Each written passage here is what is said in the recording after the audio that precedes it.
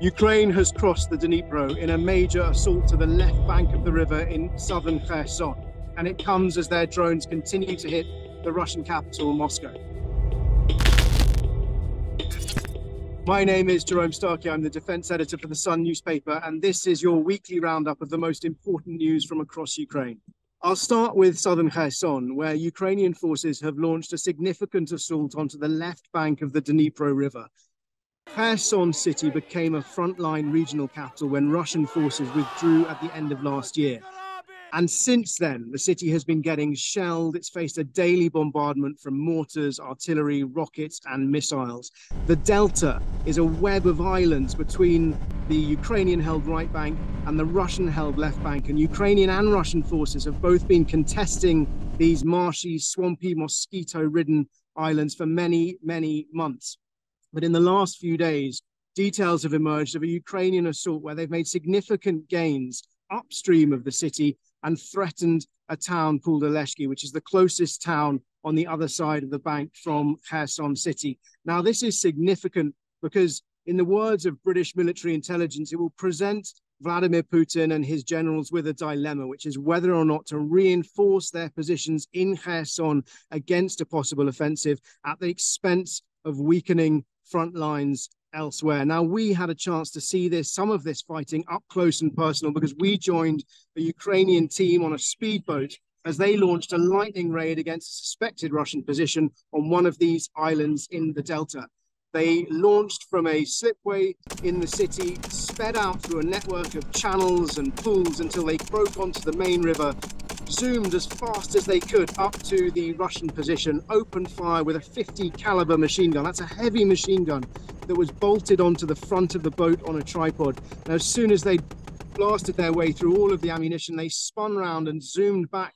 There's the other soldiers on board putting down covering fire because they were concerned the minute they stopped firing with the main gun that they could face retaliatory fire from the Russians. Now, they had warned us there was always a risk. The greatest risk to them was from artillery and Russian drones. The Russians have a lot of drones in southern Kherson, and once we were on the water, they said it was quite easy for us to be spotted. The only antidote to that, they said, was to keep moving because it's very hard for the artillery to hit a moving target. And so as soon as their mission was over, I mean, even within the space, I think the whole thing was probably over in less than half an hour. And we were back on land. The boat was out and had been hidden away. More broadly, the counteroffensive continues. The focus of Ukraine's efforts is in the south-central Zaporizhia region, where they are trying to break through Russian lines. But progress has not been as fast as Ukraine would have wished. And that's because the front lines in Zaporizhia haven't really moved very much since the first weeks of the war. And since then, Russian forces have had months and months and months to prepare thorough defenses. They've dug trenches, they've built tank traps, they've laid tens of thousands, if not millions, of landmines. And Ukraine's forces, even with US-made Bradley armored fighting vehicles and German-made Leopard 2 tanks, are struggling to break through. But nonetheless, those efforts do continue. Russia, meanwhile, and the main Russian effort appears to be in the northeastern Kupiansk region, where they have been counterattacking very, very hard against Ukrainian forces. We continue to get reports of fierce, fierce fighting there. We've just spent a day with an ambulance crew in the eastern Donbass region, and just in 24 hours, we witnessed them picking up 5 critically injured patients. Now, Ukraine keeps details of its dead and injured a closely guarded secret, but just from one day with one ambulance crew, we got a really sobering picture of the toll that this war is taking, the price that Ukraine is paying in terms of limbs and lives. We saw crews move 5 patients. 2 of the soldiers had lost their legs. One of the soldiers had a severe head trauma from a piece of shrapnel that had punctured his skull in his forehead. The other 2 had severe abdominal wounds. One had shrapnel around his heart. The other had already had his spleen removed, and he had serious injuries from shrapnel in his liver and his intestines. So it's just a reminder that even though some of these daily bombardments might not make the news, it is exacting a heavy toll, both sides paying a very heavy toll in terms of lives irrevocably altered. The final part of the offensive I think I should mention is the broader picture. And we've seen a series of successful drone attacks. Now, firstly, there have been the maritime drone attacks against Russian shipping in the Black Sea. The first was an attack against a Russian amphibious assault ship. This is a ship designed to, its bow opens, it's designed to disgorge tanks and armored vehicles onto a beach. It was blown up in the far reaches, the eastern end of the Black Sea. Then at the end of last week, we saw an attack against a Russian oil tanker that was sending fuel, delivering fuel to Russian forces in occupied Crimea.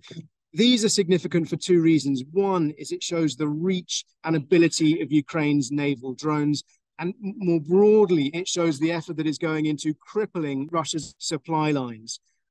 That is part of the shaping, what military strategists call a shaping operation, designed to degrade Russia's ability to fight on the battlefield by robbing its frontline forces of the supplies, the food, the fuel, and the ammunition that they need to fight. Now, in parallel to that, we've also seen a number of strikes by Storm Shadow or Scalp cruise missiles. They're the same missiles. Storm Shadow is the British one, Scalp is the French one. Both have been donated to Ukraine, and these are bunker-busting missiles designed to go through significant hardened concrete targets.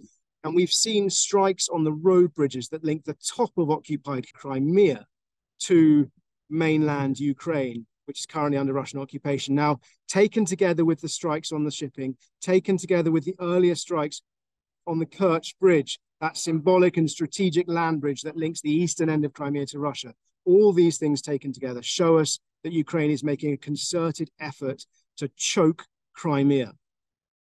At the same time, and this brings us perhaps to one of the most dramatic developments in the last week, is the success of Ukraine's aerial drones. Only yesterday, we woke up to news that 2 Ukrainian drones had been shot down, according to Russian officials, near one of Moscow's airports. That came 24 hours after an enormous explosion at the Zagorsk optics factory in Moscow Oblast, in Moscow region, about 30 miles outside the edge of the capital. A huge explosion sent a plume, a mushroom cloud billowing into the sky. Now, Russian officials say that was caused because of the incorrect storage of pyrotechnics on a warehouse on the plant, and they deny that the factory was being used to make military parts. But those claims would appear to ring untrue. And whatever the cause of the blast, the fact that suspicion immediately fell on the possibility that this could have been a Ukrainian drone strike is in itself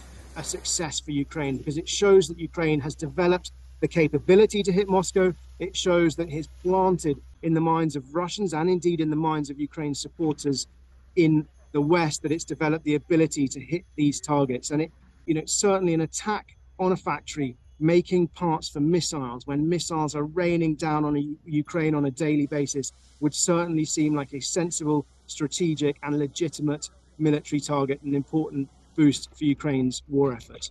With that, I'll come to the questions. Thank you very much for your questions from last week.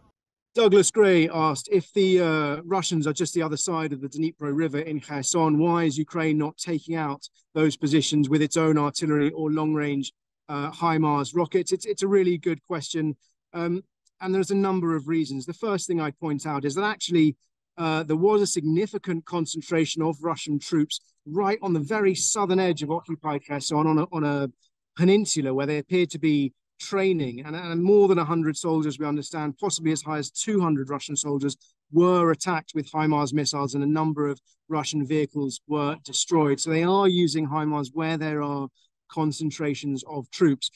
But one of the problems that the troops in Kherson, that the Ukrainian troops in Kherson have, is they say they don't have enough resources because the focus of the war is elsewhere, is in Zaporizhia, and it has been in eastern Bakhmut, that most of Ukraine's, or at least a lot of Ukraine's resources are focused there.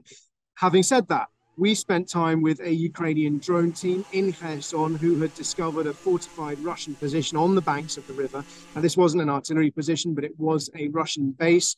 They think that the Russians may have been using it to launch their own boats. Now, the drone team contacted the gun crew of a US-made M777, and together they launched a successful strike on that target. It was quite unnerving to watch in real time a drone feed showing Russian soldiers moving around position, knowing, as I did, that they were about to call in an artillery strike. Now, the Russians Perhaps they heard the drone, or perhaps they had some electronic warfare device that warned them there was a drone in the sky nearby, and they had hidden by the time the artillery shots landed on target. So we can't be 100% sure what happened. We saw the first round land about 600 meters away, and then the drone team we were with talked the gunners in until they hit their target. Of course, the other factor in any artillery war is that there are, both sides have guns. So it took them 7 shots to hit the target. They fired 2 more on target. And then we got a message from the M777 gun crew to say that they were facing counter battery fire. The Russians had detected their location and were firing back, so they had to scramble. They had to, that was the mission over. They had to take cover, and that was that mission done for the day.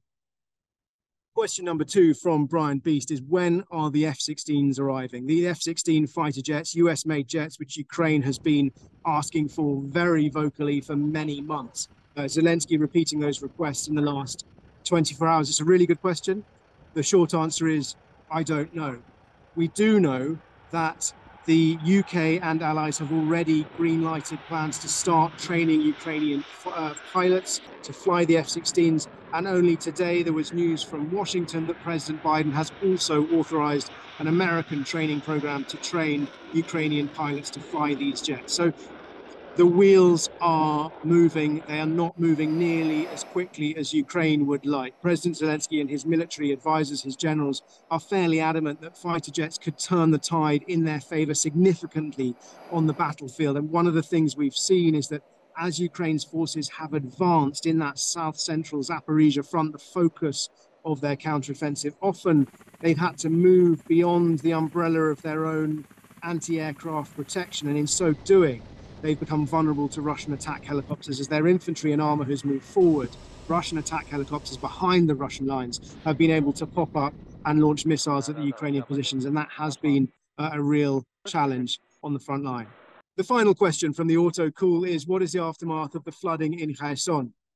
I spoke to a number of soldiers who'd been fighting on those islands in the estuary about exactly that. And interestingly, what they said is that when the Novokhovka Dam exploded, there was this sort of surge, this tidal wave, if you like, a surge of water that came downstream, flooded a number of houses. The city of Kherson itself, closest to the river, was flooded in parts.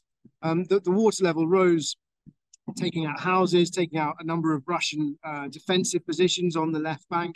And it has now largely subsided. Now, it's not clear exactly how many people were killed. There were outbreaks of disease. There was sort of, real humanitarian crisis, but it was quite short-lived because efforts were made where possible to evacuate civilians, certainly on the Ukrainian side. Indeed, the Ukrainians crossed over in some points to try and evacuate civilians on the other side where they could, but they were doing it under artillery fire.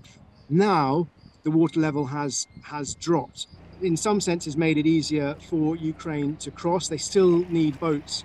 But since the flooding and since the water level subsided, what we've seen is Ukraine get a foothold on the left bank. Now, they started that by getting on the left bank, they started taking a foothold on the end of the Antonovsky Bridge. They've now significantly expanded that. And that was the sort of offensive that I started off this update by talking about. And that is significant. So in summary, on Kherson, it made a huge difference at the time. A lot of houses were washed away, huge amount of debris and disease flushed down the river and into the Black Sea. But in some sense, some normality has now returned, although all the way upstream, and we've just come from Zaporizhia, the water levels are significantly lower. And you see that on the riverbanks, you see the tide marks.